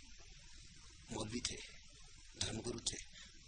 जब वो भी यही करने लगे, उस स्टेशन पे मैंने देखा उन्होंने भी अपने बिछा लिया कपड़ा और अपनी नमाज कर रहे हैं, लेकिन बीच बीच में देखते जाते। तो उनके पीछे गया, मैंने उनका सिर पकड़ के उस तरफ कर दिया। अब वो नमाज में थे तो कुछ बोल भी ना सके, नाराज तो बहुत हुए, बना गए, उठे तो एकदम नाराज हो गए कि क्या मामला, आपने मेरा सिर क्यों मोड़ा। मैंने कहा कि या तो इस तरफ कर लो, क्योंकि ट्रेन और परमात्मा दोनों को साथ साथ याद न कर सकोगे। अगर ट्रेन की याद करनी तो छोड़ो, ये बकवास काहे के लिए नमाज, कौन कह रहा है, मैंने तो नहीं कहा। अगर परमात्मा को याद करना तो भूलो इस ट्रेन को, कम से कम आधा घड़ी के लिए छूट जाएगी, बहुत बहुत इतना ही होगा ना। परमात्मा रह गया हाथ में, ट्रेन छूट गई तो क्या खाक छूटा, कुछ भी नहीं छूटा, दूसरी ट्रेन आती। अगर परमात्मा की याद में इतना भी नहीं भूल पाते तो मैंने उनसे सूफियों की एक कहानी कही। एक सूफी नमाज पढ़ रहा था और एक औरत भागी हुई निकली, उसको धक्का देती हुई, उसके कपड़े पर पैर डालती हुई। वो बड़ा नाराज हुआ, बड़ा नाराज हुआ, लेकिन नमाज में था तो बोल नहीं सका। जल्दी उसने नमाज पूरी की, इसका पीछा करें, कैसी बदतमीज औरत, इतना भी ध्यान नहीं। लेकिन जब वो नमाज करके उठा तो औरत वापस आ रही थी, उसने उसे पकड़ा, उसने कहा कि सुन बदतमीज औरत, तुझे इतना भी पता नहीं कि कोई ध्यान कर रहा है, नमाज कर रहा है, प्रार्थना कर रहा है, तो इस तरह सलूक करना चाहिए कि तू मुझे धक्का देती और मेरे कपड़े पे पैर रखती निकल गई। उसने कहा क्षमा करे, मुझे याद भी नहीं, मैं अपने प्रेमी से मिलने जाती थी, मुझे याद भी नहीं कि आप कहाँ बैठे थे, कहाँ नमाज पढ़ रहे थे, कौन नमाज पढ़ रहा था, कौन नहीं पढ़ रहा था, मुझे याद नहीं।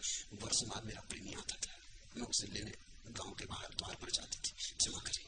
लेकिन एक बात आपसे पूछती हूँ, मैं अपने प्रेमी से मिलने जाती थी, क्षणभंगुर प्रेमी, आप अपने प्रेमी से मिलने गए थे, आपको मेरे पैर कपड़े पे पड़ गए, मेरा धक्का लगा, इसका समझ में आ गया आप परमात्मा से मिल रहे थे, तो मेरी प्रार्थना आपसे बेहतर है। माना कि मैं किसी के शरीर के मोह में पड़ी हूं और ये मोह ठीक नहीं, लेकिन कम से कम है तो, और माना कि तुम परमात्मा के मोह में पड़े हो, मगर है कहां? कहते हैं सूफी के जीवन में क्रांति हो गई इस बात से।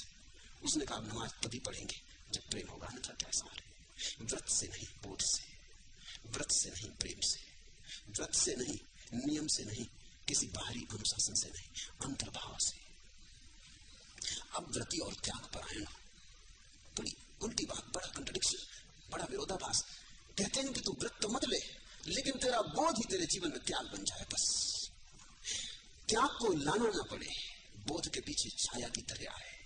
एवं ज्ञातवे निर्वेदा भव त्याग परो अव्रति। इसे याद रखना, यही मेरे संन्यास का सूत्र भी है।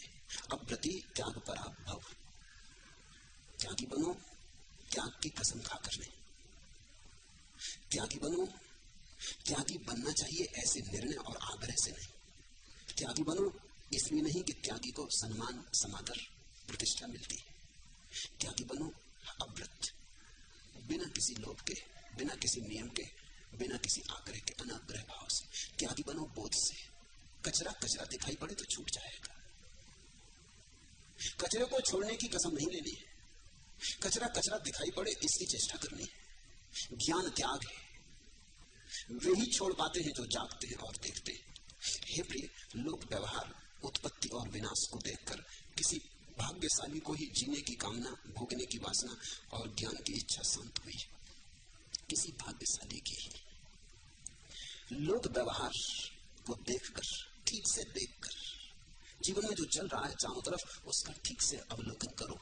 शास्त्र में मत जाओ खोजने, शास्त्र में नियम मिलेंगे और शास्त्र से व्रत आएगा। खोजो जीवन में, वहां से बोध मिलेगा, और बोध का कोई व्रत नहीं है, बोध पर्याप्त है, उसे व्रत के सहारे की जरूरत नहीं है। व्रत तो अंधे के हाथ की लकड़ी, और बोध आंख वाले आदमी की आंख है, आंख वाले आदमी को लकड़ी नहीं चाहिए। व्रत तो वैसाखी है लूले लंगड़े की, जिसको बोध नहीं है उसके लिए व्रत चाहिए, वो वैसाखी के सहारे चलता है। लेकिन जिसके अंग और देह स्वस्थ है उसके लिए वैसाखी की कोई जरूरत नहीं होती। जिसके अंग स्वस्थ है वो तो अपने पैर से चलता है। व्रत दूसरे से उधार मिलते हैं, बोध अपना है। कश्यापितात धन्यस्य लोक चेष्टा अवलोकनाथ जीवित इच्छा बुभुक्षा च बुभुत्सा उपशमम गता। हे प्रिय, लोक व्यवहार को ठीक से अवलोकन करके, लोक चेष्टा अवलोकनाथ, ठीक से जाग के जीवन में जो हो रहा है उसे देखो। कोई पैदा हो रहा है, कोई मर रहा है, जोड़ो, जिस हिसाब को जोड़ोगे जो पैदा होता है मरता है। किसी के पास दीनता है, दरिद्रता है, वो दुखी है। धनी को देखो, धन है सब कुछ और दुखी है। यहां ऐसा लगता है सुखी होने का किसी को कोई उपाय नहीं। विफल रो रहा है, सफल रो रहा है, कुरूप रो रहा है, सुंदर रो रहा है, बीमार रो रहा है, स्वस्थ रो रहा है। यहां जैसे रुदन ही हाहाकार मचा है। जीवन के ठीक से अवलोकन से किसी भाग्यशाली को ही जीने की कामना, भोगने की वासना और ज्ञान की इच्छा शांत हुई है। तीन बातें कह रहे हैं, जीने की कामना, जीवित इच्छा। जीवन को देखो तो फिर कामना करो जीने की। यहां जीवन में रखा क्या है, धरा क्या है? जीवन को गौर से तो देखो, इसकी आकांक्षा करने योग्य है। तो लोग ये तो देखते नहीं, लोग इस जीवन को तो देखते नहीं गौर से, परलोक की आकांक्षा करने लगते हैं, तो व्रत पैदा होता है। इस लोक को ही गौर से देखो तो जीवित इच्छा विलीन हो जाती, जीवन की आकांक्षा नहीं रह जाती, और जिसकी जीवन की आकांक्षा न रही उसका परलोक है। जिसके जीवन की आकांक्षा न रही उसका परम जीवन है। अब तुम फर्क समझना, फर्क बहुत बारीक है। जिस आदमी ने इस जीवन की व्यर्थता को देखा और पहचाना, वो किसी जीवन की भी आकांक्षा नहीं करता, उसकी आकांक्षा ही विलीन हो जाती, देख के ही विलीन हो जाती। मैंने सुना है एक युवक सन्यासी गांव से गुजरता था। वो बचपन से ही सन्यासी हो गया था। पिता मर गए, मां मर गई, कोई और पालने वाला न था। गांव के बूढ़े सन्यासी ने उसे पाला। फिर बूढ़ा सन्यासी हिमालय चला गया, तो वो बच्चा भी उसके साथ हिमालय चला गया। वो हिमालय में ही बड़ा हुआ। अब बूढ़ा सन्यासी मर गया था, तो वो वापस दुनिया में लौट रहा था। युवा था, स्वस्थ था। वो पहले ही गांव में आया तो उसने देखा एक बारात जा रही। उसने कभी बारात नहीं देखी थी। बैंड बाजा बज रहा, एक युवक घोड़े पर सवार, बड़े लोग पीछे जा रहे। उसने पूछा ये क्या है? तो किसी ने समझाया कि बारात है। उसने पूछा बारात यानी क्या? तो किसी ने समझाया कि भाई तुम्हें इतना भी बोध नहीं है, ये जो घोड़े पे बैठा है ये दूल्हा है, इसकी विवाह होने वाला है एक लड़की से। उसने कहा फिर क्या होगा?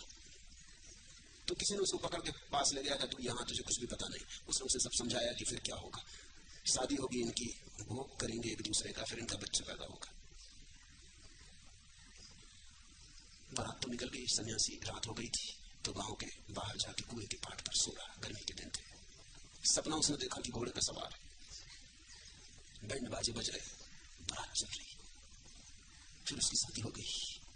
फिर वो अपनी पत्नी के साथ सो रहा है, और पत्नी ने उससे कहा कि जरा सबको मुझे भी तो जले दो, कि जरा सर्दी की कुएं में गिर गए। सारा गांव इकट्ठा हो गया। हैरानी तो गांव को और इसलिए हुई कि वो कुएं में पड़ा पड़ा खूब खिलखिला के हंस रहा है। लोगों ने पूछा बेबी हंसते क्यों हो? उसने कहा हंसने तो क्या करे, मुझे निकालो तो मैं अपनी कथा कहूं। उसे निकाला। लोगों ने पूछा हंसते क्यों? कुएं में मरना गिरना तो मौत हो जाए और तुम हंसते हो। उसने कहा हंसने की बात हो गई, सपने की स्त्री ने कुएं में गिरा दिया। असली स्त्री क्या ना करती होगी लोगों के साथ।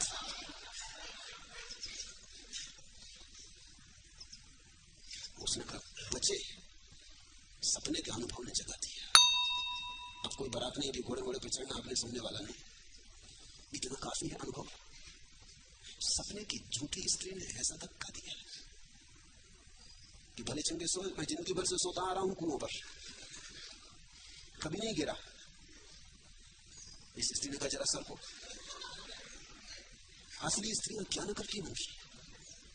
अगर बोध हो तो सपना भी जगा देता है, अगर बोध ना हो तो जीवन भी ऐसा ही बीत जाता है, तुम उसका हिसाब नहीं लगा पाते। लोक चेष्टा अवलोकनाथ, लोक की चेष्टाओं का अवलोकन। कस्य धन्यस्य अपि, और कोई धन्यभागी ही जीवन की चेष्टाओं का अवलोकन करता है। अधिक लोग तो शास्त्रों में खोजते उसे जो चारों तरफ बरस रहा है, जो चारों तरफ मौजूद है उसे शब्दों में खोजते हैं, जो हर घड़ी मौजूद है, जो कहीं से भी पकड़ा जा सकता है सूत्र, उसकी व्यर्थ के तर्क और सिद्धांत और विवाद में पड़ते हैं। कस्य धन्यस्य अपि, इसलिए अष्टावक्र कहते हैं कोई धन्यभागी कभी जीवन का ठीक अवलोकन करके जीवित इच्छा बुभुक्षा बुभुत्सा उपशमनकता, तीन चीजों से मुक्त हो जाता है। जीने की इच्छा से, भोगने की इच्छा से और जानने की इच्छा से। तुम चकित हो गए, जानने की इच्छा भी कि मैं और ज्यादा जान लूं, और ज्यादा जान लूं, पंडित हो जाऊं, महापंडित हो जाऊं, सब कुछ जान लूं जो दुनिया में है, वो भी बंधन का कारण। इच्छा मात्र बंधन का कारण। और तीन ही इच्छाएं, या तो आदमी जीवन की इच्छा से भरा रहता है तो धन कमाता है, पद की प्रतिष्ठा खोजता है, या भोगने की वासना से भरता है तो शराब पीता है, वेश्यागमन करता है, भागता फिरता भोग में। और तीसरे तरह के लोग हैं जो ज्ञान की आकांक्षा करते हैं, वो शास्त्राध्ययन तर्क को निखारते, सिद्धांतों पर धार करते, वाद विवाद में पड़े रहते। ये तीन तरह के साधारण लोग हैं। चौथा व्यक्ति वो है धन्यभागी, जिसकी कोई आकांक्षा नहीं, जो न भोगना चाहता, न जानना चाहता, न जीना चाहता, जो कहता है देख लिया सब, इसमें कुछ भी नहीं है, यह सब अनित्य है, तीनों तापों से दूषित है, सारहीन है, निंदित है, त्याज्य है। ऐसा निश्चय कर वह शांति को प्राप्त होता है। ये तीनों दौड़े सिर्फ तीन ताप ले आती है। अनित्यम सर्व मेवेदम ताप त्रियत दूषितम असारम निंदितम हेमिति निश्चित साम्यति। इदम सर्वम अनित्यम, यह सब अनित्य है, असार है। ऐसा बोध अवलोकन से, याद रखना, शास्त्र से नहीं, उधार नहीं, अवलोकन से, अपनी ही आंख के अनुभव से। आधिदैविक, आधि भौतिक, आध्यात्मिक, 3 तरह के दुख। शरीर का दुख, मन का दुख, आत्मा का दुख। बस इतना ही मिलता है इस जगत में, और कुछ मिलता नहीं। दुख ही दुख मिलता है, और कुछ मिलता नहीं। रात ही रात हाथ आती है, अंततः कुछ और हाथ आता नहीं। असारम निंदितम हेयम इति निश्चित सम्यति। ऐसा जानकर कि ये बिल्कुल व्यर्थ है, निंदित है, असार है, शांति उपलब्ध हो जाती है।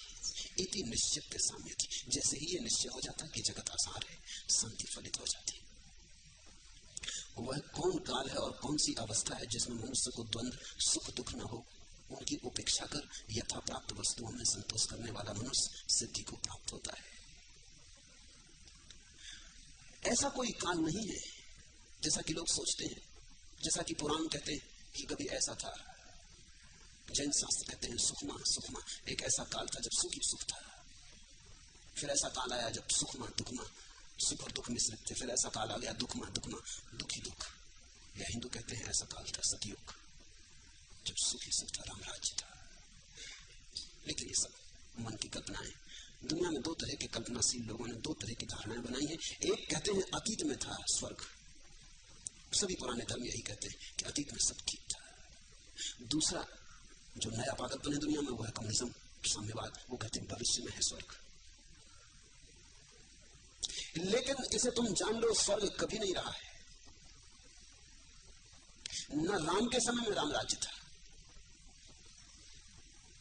राम राज्य होता तो राम कथा के बनने की कोई जगह नहीं थी। अगर सुखी सुख हो तो समाचार होते ही नहीं। राम कथा बनेगी कहां से? सीता चुराएगा कौन? 14 वर्ष का वनवास खुद राम को भोगना पड़ा। सब तरह की कला और सब तरह की राजनीति थी। खुद की सौतेली मां धोखा दे गई, खुद का बाप कामी और लोलुप सिद्ध हुआ, पत्नी की गलत बात मानती, लेकिन पत्नी युवा थी। अपने प्यारे से प्यारे बेटे को घर के बाहर भेज दिया, जंगल भेज दिया। तुम कहते हो रामराज। सीता को राम ले भी आए लंका से छुड़ा के, तो जो पहले शब्द उन्होंने कहे वो कुछ बड़े अच्छे शब्द नहीं। उन्होंने सीता से कहा तू ये मत सोचना कि तेरे लिए मैंने युद्ध किया, ये युद्ध तो प्रतिष्ठा कुल के लिए किया। फिर जरा सी बात पर किसी धोबी ने कहती है कि तुमने क्या समझा अपनी औरत को? कहती है मैं कोई राम नहीं। एक रात धोबन कहीं और रह गई, धोबी नाराज हो गया। उसने कहा कि मैं कोई राम नहीं, तूने समझा क्या है मुझे कि वर्षों रावण के घर रह आई सीता और फिर भी स्वीकार कर लिया। इतनी सी बात से अग्नि परीक्षा ले लेने के बाद भी सीता को जंगल में फेंक दिया। राजनीति ज्यादा रही होगी राम राज्य का। अगर ऐसा ही था तो सीता के साथ खुद भी जंगल चले गए होते। अगर ऐसा ही था, मर्यादा ही रखनी थी, तो सीता को भी ले जाते जंगल, खुद भी चले गए होते। लेकिन सब कहानियां हैं कि राम राज्य था। दीन थे, दरिद्र थे, दुखी पीड़ित थे, सब तरह के लोग थे, सब तरह के उपद्रव, सब तरह की जालसाजियां, सब तरह की कूटनीति, राजनीति थी। कब था सुख? अब उससे लोग घबरा गए। अतीत का सुख, अतीत के उटोपिया व्यर्थ हो गए, तो लोगों ने नए ईजाद कर लिए। नए पुराणकार हैं मार्क्स, एंजल्स, लेनिन, माओ। अब इन्होंने नए पुराण ईजाद कर लिए, कहते हैं भविष्य में होगा। एक बात तो पक्की, कोई भी नहीं कहता कि अभी है, क्योंकि अभी तो कहोगे तो दुनिया में कौन मानेगा? कैसे मानेगा? दुखी दुख दिखाई पड़ता है। अभी तो दुखी दुख दिखाई पड़ता है। या तो कहो कभी था या कभी होगा। अब इसमें कुछ विवाद करना मुश्किल हो जाता है। कभी था कुछ निर्णायक नहीं है, मगर शायद अतीत को तो खंडित भी किया जा सकता है। भविष्य को कैसे खंडित करोगे? इसलिए कम्युनिज्म और भी चालाक है। वो कहता है भविष्य में होगा, स्वर्ण युग आता है, आने वाला है, तुम कुर्बान हो उसके लिए, तो आएगा। अष्टावक्र कहते हैं वह कौन काल है, कौन अवस्था है जिसमें मनुष्य को द्वंद्व न रहा हो, सुख दुख न रहे हो।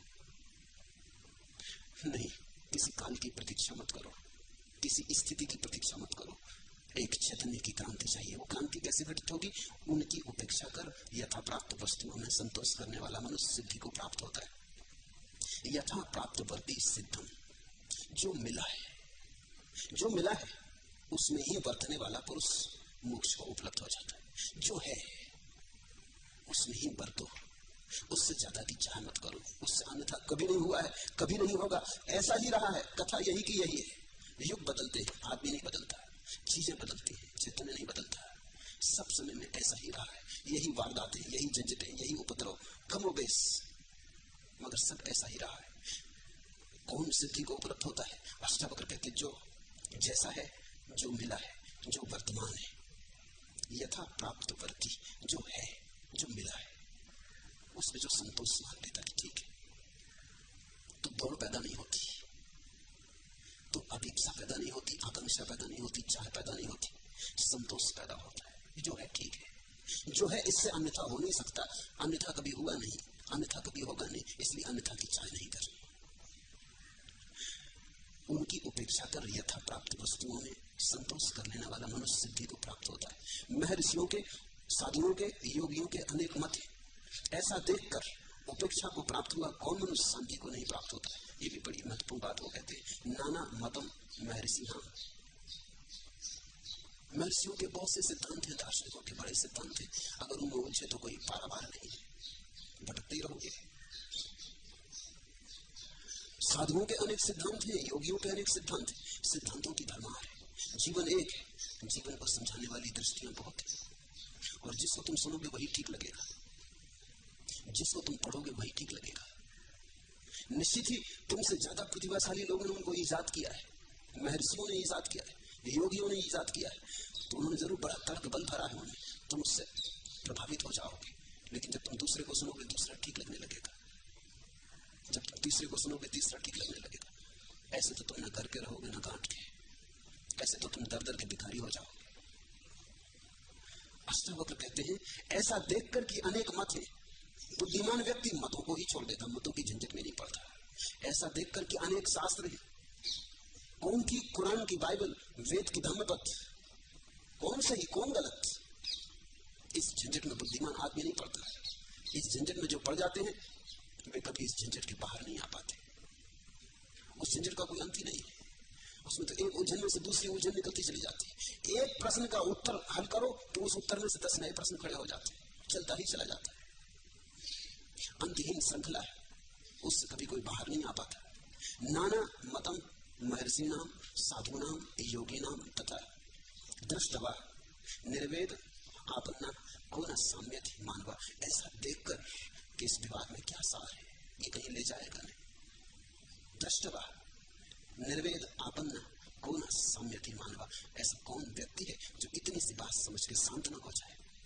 शांत अगर होना है तो सिद्धांतों से बचना, शांत अगर होना है तो मतवादों से बचना, शांत अगर होना हो तो हिंदू मुसलमान ईसाई जैन बौद्ध होने से बचना, शांत अगर होना हो तो स्वयं में खोजना, सिद्धांत में मत भटक जाना। नाना मतम महर्षि नाम, और सभी महर्षि हैं। झंझट तो ये है, अगर ऐसी होता कि एक आदमी बुरा होता और एक आदमी अच्छा होता तो अच्छे की हम मान लेते, बुरे की हम छोड़ देते हैं। झंझट बड़ी गहरी है, दोनों अच्छे, किसको पकड़ो किसको छोड़ो, जीसस की सुनो कि मोहम्मद की कि महावीर की, सभी अद्भुत पुरुष हैं, सभी के व्यक्तित्व में बड़ा चमत्कार है। जब वे कहते हैं तो उनकी बातों में सम्मोहन है, लेकिन उलझना मत। ऐसा देखकर कि ये तो सिद्धांत और दर्शन शास्त्र का चाल चला ही आ रहा है, कभी समाप्त नहीं हुआ। दर्शन शास्त्र से एक भी प्रश्न का उत्तर नहीं मिला है, और तर्क से जीवन को हल करने वाला एक आधार नहीं मिला है, और तर्क बड़ा दोगला है। और तर्क से तुम ऐसा भी सिद्ध कर सकते हो और वैसा भी सिद्ध कर सकते हो, तर्क वैश्य जैसा है, तर्क का कुछ लेना देना नहीं। मैं एक बड़े वकील हरि सिंह गौर से परिचित था, उन्होंने सागर विश्वविद्यालय का निर्माण किया। वो बड़े वकील थे, सारी दुनिया के ख्यातिलंद वकील थे। प्रिवी काउंसिल में एक मुकदमा था, वो किसी महाराजा की तरफ से मुकदमा लड़ रहे थे। वो तो जिसके पक्ष में खड़े हो जाते थे वो जीतेगा ही निश्चित था, इसलिए उनको ज्यादा फिक्र भी नहीं करते थे। धीरे धीरे उनकी प्रतिष्ठा ऐसी हो गई थी कि वो जिसके पक्ष में वो जीतने वाला है तो विरोधी तो पस्त हो जाते थे। उनका ज्ञान भंडार भी बहुत था,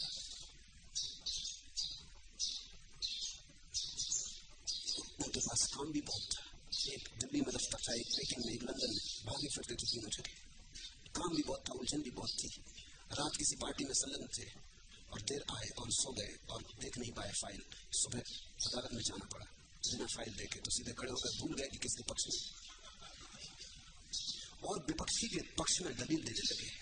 विपक्षी के पक्ष में उन्होंने घंटे भर तक दलील की। बड़ा सन्नाटा छा गया अदालत में। ये हो क्या रहा है? मजिस्ट्रेट भी बेचैन, विरोधी वकील भी बेचैन कि ये मामला क्या है, विरोधी भी बेचैन। और उनका जो आदमी था जिसके पक्ष में वो लड़ रहे थे किसी महाराजा, वो तो पसीने पसीने हो गया कि अपने वकील ये कह रहा है, तो अब क्या रहा? अब तो कोई उपाय नहीं है, अब तो मारे गए। आखिर उनके सेक्रेटरी ने हिम्मत जुटाई, उनके पास जाके काम में कहा कि आप ये कर क्या रहे हैं?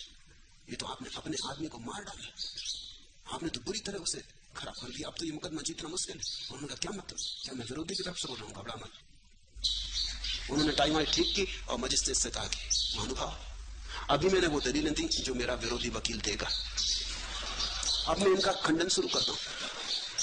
और खंडन शुरू कर दिया और मुकदमा जीत गए। और बड़ी सुगमता से जीते, क्योंकि विरोधी को कुछ कहने को बचे नहीं। वो जो कहता और जितनी अच्छी तरह से कह सकता था उससे भी ज्यादा अच्छी तरह से उन्होंने कह दिया था, कुछ बचे नहीं था कहने को, और उसका खंडन भी कर दिया था। तर्क की कोई निष्ठा नहीं है, तर्क तो वैश्या है, वो तो किसी के भी साथ खड़ा हो जाता है। जिसमें भी थोड़ी अकल हो, तर्क उसी के आसपास नाचने लगता है। उससे तुम चाहो ईश्वर को सिद्ध कर दो, चाहो ईश्वर को असिद्ध कर दो, तुम चाहो आत्मा को सिद्ध कर दो, तुम चाहो आत्मा को असिद्ध कर दो। अष्टावक्र कहते हैं बुद्धिमान पुरुष वही है जो तर्क में आस्था नहीं रखता, तर्क का त्याग कर देता है। ये देखकर कि साधुओं के, योगियों के, महर्षियों के बहुत मत हैं, तो एक बात तो सच है कि मतों में सत्य नहीं हो सकता, नहीं तो बहुत मत नहीं होते। सत्य तो मतातीत है, तर्कों में सत्य नहीं हो सकता, नहीं तो तर्क का एक ही निष्कर्ष होता है, तो सत्य तो तर्कातीत है। ऐसा देखकर मतों के प्रति उपेक्षा पैदा हो जाती है, और जो उस उपेक्षा को प्राप्त होता है वो मनुष्य निश्चित ही शांति को प्राप्त हो जाता है। जो उपेक्षा समता और युक्ति द्वारा चैतन्य के सच्चे स्वरूप को जानकर संसार से अपने को तारता है, क्या वह गुरु नहीं? ये बड़ा महत्वपूर्ण सूत्र है। अष्टावक्र कह रहे हैं कि गुरु तेरे भीतर छिपा है। अगर तू उपेक्षा, समता और युक्ति द्वारा चैतन्य के सच्चे स्वरूप को जान ले तो मिल गया तुझे तेरा गुरु। कृत्वा मूर्ति परिज्ञानम चैतन्यस न किम गुरु, क्या यही गुरु नहीं है? समता से, उपेक्षा से, युक्ति द्वारा स्वयं के चैतन्य स्वरूप को जान लेना, क्या यही गुरु नहीं है? क्या यही जान लेने की घटना पर्याप्त नहीं है? निर्वेद समता युक्तया यस्तार यदि संसृते, बाहर जिसको तुम गुरु की तरह स्वीकार भी करते हो। जनक ने अष्टावक्र को स्वीकार किया है। जनक अष्टावक्र को ले आया है अपने राजमहल में, कहा गुरुदेव मुझे समझाएं ज्ञान क्या, मुक्ति क्या, सच्चिदानंद परमात्मा क्या, मुझे समझाएं। गुरु का यह अंतिम कृत्य है कि वो समझाए कि जो मैंने तुझे समझाया वो तेरे भीतर ही घट सकता है। गुरु की यह अंतिम कृपा है कि वो शिष्य को गुरु से भी छुटकारा दिला दे। ये आखिरी काम है। जो गुरु ये ना करे वो सदगुरु नहीं। जो गुरु शिष्य को उलझा ले और फिर अपने में ही उलझाए रखे वो गुरु ही नहीं है, क्योंकि वो फिर इस शिष्य का शोषण कर रहा है। फिर उसकी चेष्टा यही है कि तुम शिष्य ही बने रहो। लेकिन वास्तविक गुरु तो जल्दी ही, जैसे ही तुम्हारे शिष्यत्व का काल पूरा हुआ और बोध का जागरण शुरू हुआ, कहेगा कि अब मेरी तरफ देखने की जरूरत नहीं, अब भीतर देख, अब आंख बंद कर। मैं तो दर्पण था, तब तक मेरी जरूरत थी जब तक तेरी अपनी आंख साफ न थी। अब तो तू अपनी ही आंख से देख लेगा। मैंने तुझे जो दिखाया वो वही था जो तू भी देख सकता है। मेरी जरूरत पड़ी थी क्योंकि तू बेहोश था, अब मेरी कोई जरूरत नहीं रही। जो उपेक्षा, समता और युक्ति द्वारा चैतन्य के सच्चे स्वरूप को जानकर अपने को तारता है, क्या वही गुरु नहीं? वही गुरु है। गुरु तो भीतर है, बाहर का गुरु तो केवल प्रतीक रूप है। जो तुम्हारे भीतर घटना है वो किसी में घट गया है बस, लेकिन आत्यंतिक घटना तुम्हारे भीतर घट रही। बाहर के गुरु से संकेत ले लेना, लेकिन बाहर के गुरु को जंजीर मत बना लेना। बाहर का गुरु तुम्हारा कारागृह बन जाए, इससे सावधान रहना। झरथुस्त्र का बड़ा बहुमूल्य वचन है। जब झरथुस्त्र अपने शिष्यों को छोड़कर पहाड़ जाने लगा विलीन होने को अपनी अंतिम समाधि में, तो उसने कहा आखिरी सूत्र झरथुस्त्र से सावधान रहना। आखिरी सूत्र झरथुस्त्र से सावधान रहना। बस इतना करके वो पहाड़ों में चला गया। बिवेयर ऑफ झरथुस्त्र सब समझाया। आखिर में ये समझाया कि अब मुझसे सावधान रहना, कहीं ऐसा ना हो कि तुम मुझसे बन जाओ, कहीं तुम्हारी आसक्ति मुझ पर न टिक जाए, नहीं तो फिर चूक हो गई। दर्पण में तुम्हारा चेहरा दिखाई पड़ता है, इससे तुम ये मत समझ लेना कि दर्पण में तुम्हारा चेहरा है। नहीं तो पागल हो जाओगे। फिर दर्पण लिए फिरोगे कि अब दर्पण न ले जाएंगे तो चेहरा घर ही छूट जाएगा।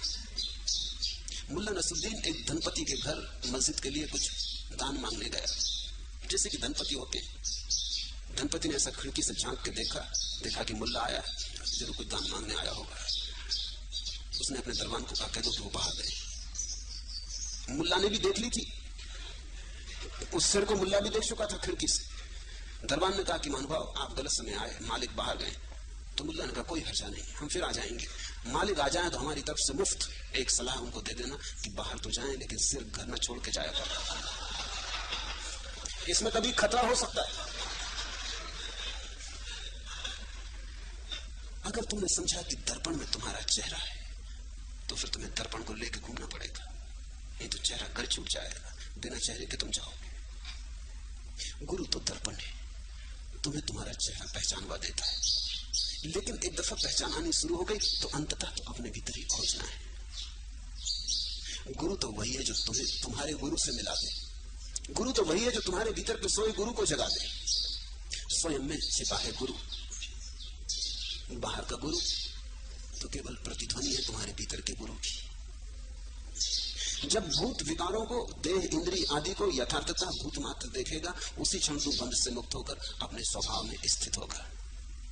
पश्य भूत विकारान त्वय, पश्य भूत विकारान त्वयं भूत मात्रा यथार्थता। जो जैसा है जब तू उसको वैसा ही देखने लगेगा, तत्क्षणाद बंध निर्मुक्ता, उसी क्षण तू बंधन से मुक्त हो जाएगा। स्वरूपस्थो भविष्यसि, और अपने स्वभाव में स्थिर हो जाएगा, पहुंच जाएगा उस आंतरिक केंद्र पर जहां कोई तरंग नहीं पहुंचती। जब भूत विकारों को, देह इंद्री आदि को यथार्थता वैसा ही देखेगा जैसे वो है। शरीर को जब तू शरीर की भांति देखेगा, अभी हम देखते हैं मेरा शरीर, मैं शरीर, मेरा मन, मैं मन, अभी हम चीजों को वैसा देखते हैं जैसी वो नहीं, हम अन्यथा देखते हैं। और हम अन्यथा इसलिए देखते हैं कि अभी हमारी देखने की क्षमता ही साफ नहीं है, बड़ी धूमिल है, कुछ का कुछ दिखाई पड़ता है। अष्टावक्र कहते हैं जो जैसा है उसे वैसा ही देख लेना है। शरीर शरीर है, मन मन है, और मैं तो दोनों के पार हूं, जो दोनों को देखता, दोनों को पहचानता। तुमने कभी ख्याल किया मन में क्रोध आता है तब भी तो कोई तुम्हारे भीतर देखता है कि क्रोध आ रहा है। तुमने उस भीतर देखने वाले को थोड़ा पहचानने की कोशिश की, कौन देखता है क्रोध आ रहा है? जब क्रोध आता है तो कोई देखता क्रोध आ रहा। तुम देखते हो कि शरीर में जहर फैल रहा, हिंसा की भावना उठ रही, कौन देखता है? कौन देखता है? कोई अपमान कर देता है तो अपमान हो जाता है, तुम्हारे भीतर कोई देखता है कि मैं अपमानित अनुभव कर रहा हूं। कौन देखता है कि अपमान हो गया? तुम मुझे सुन रहे हो, मैं यहां बोल रहा हूं, तुम वहां सुन रहे हो। ये बोलने और सुनने के पीछे तुम्हारा साक्षी खड़ा है, जो ये देख रहा है कि तुम सुन रहे हो। और कभी कभी तुम्हारा साक्षी तुमसे ये भी कहेगा कि तुमने सुना तो, फिर भी सुना नहीं, चूक गए। तुम एक पन्ना पढ़ते हो किताब का, पूरा पन्ना पढ़ जाते हो, अचानक ख्याल आता कि पढ़ते तो रहे लेकिन चूक गए। ये किसको याद आया? पढ़ने के अतिरिक्त भी तुम्हारे पीछे कोई खड़ा है, अंतिम निर्णायक, जो कहता है फिर से पढ़ो, चूक गए। ये जो अंतिम है तुम्हारे भीतर, यही तुम्हारा स्वरूप है। जो जैसा है उसे वैसा ही देख लेकर उसी क्षण तू बंध से मुक्त होकर अपने स्वभाव में स्थिर होगा। वासना ही संसार है, इसलिए वासना को छोड़। संसार को नहीं, वासना संसार है, इसलिए वासना को छोड़। वासना के त्याग से संसार का त्याग है। अब जहां चाहे वहां रहे, बड़े क्रांतिकारी वचन है। अब जहां चाहे वहां रहे, अब संसार में रहना संसार में रहे, बाजार में रहना बाजार में रहे, अब जहां चाहे वहां रहे, बस तेरा साक्षी सुस्पष्ट बना रहे, फिर कुछ और चाहिए नहीं। वासना एव संसार इति सर्वा विमुंचता तत् त्यागो वासना त्यागात स्थिरद यथा तथा। जैसा है फिर तू, जहां है फिर तू, बिल्कुल ठीक है और सुंदर है। कहीं कुछ करने को नहीं, बस एक बात जानते रहने को है कि मैं सिर्फ साक्षी मात्र, अहो चिन्ह मात्र। वासना एव संसारा, इस भेद को समझना। लोग तुमसे कहते हैं वासनाएं छोड़ो तो संसार छूटेगा, लोग तुमसे कहते हैं वासनाएं छोड़ो तो संसार छूटेगा। वासनाएं नहीं है, वासना है। कोई बहुत वासनाएं नहीं है, वासना तो एक ही है, वासना तो एक ही वृत्ति है, कुछ होना है, कुछ पाना है। उनके नाम तुम कुछ भी रखो, किसी को धन पाना है, किसी को पद पाना है, किसी को मोक्ष पाना है, वासना तो एक ही है। वासना का अर्थ है जो मैं हूं उससे मैं राजी नहीं, कुछ और होना चाहिए तब मैं राजी होऊंगा। वासना का अर्थ है जो है उससे मैं नाराज, और जो नहीं है वो होना चाहिए। जब तुम जो है उससे राजी हो जाओगे और जो नहीं है उसकी मांग न करोगे, वासना गई। वासना एवं संसार, और वासना ही संसार है। कुछ है जो कहते हैं संसार छोड़ो तब वासना छूटेगी, गलत कहते हैं। संसार छोड़ने से कुछ भी ना होगा। तुम जंगल में भाग जाओगे, वासना तुम्हारे साथ छाया की तरह लगी रहेगी। तुम मंदिर में बैठ जाओगे, वासना तुम्हारा पीछा करेगी, वही संसार बन जाएगा। जहां तुम हो वहां वासना होगी, वासना होगी वही संसार निर्मित हो जाएगा। इससे कुछ फर्क नहीं पड़ता। वासना एवं संसार, वासना संसार है, इसलिए वासना छूट जाए। इति ज्ञात्वा, ऐसा जो जान लेता है, तह सर्वाभिमुंच, वो सबसे मुक्त हो ही गया, उससे सब छूट गया। इस सत्य को पहचान लिया कि वासना ही संसार है, बस इस पहचान में ही सब छूट हो गई। वासना त्यागा तत् त्यागा, इधर वासना गई वहां संसार गया। अध्य यथा तथा स्थिति, फिर तेरी जनक जहां मर्जी हो वहां रहे, फिर जहां चाहे वहां रहे। इस सूत्र को भी ख्याल में ले लेना। इसका यह अर्थ हुआ कि फिर जहां पाए अपने को वही ठीक है, फिर जो हो रहा हो वही ठीक है। महल में पाए तो महल ठीक है, जंगल में पाए तो जंगल ठीक है। एक फकीर एक सम्राट का मित्र था।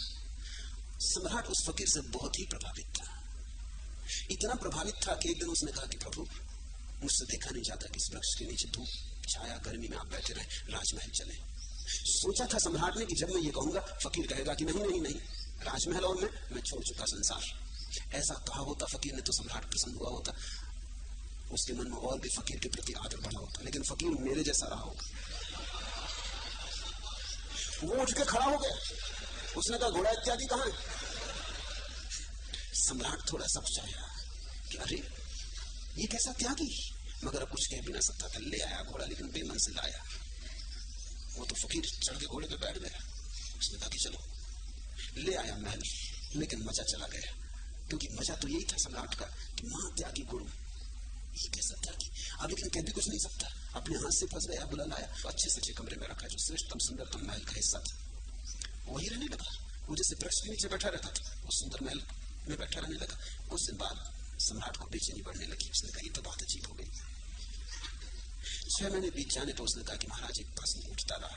फकीर ने कहा इतनी देर क्योंकि प्रश्न तो उसी दिन उठ गया था जब मैंने कहा घोड़ा ले आओ।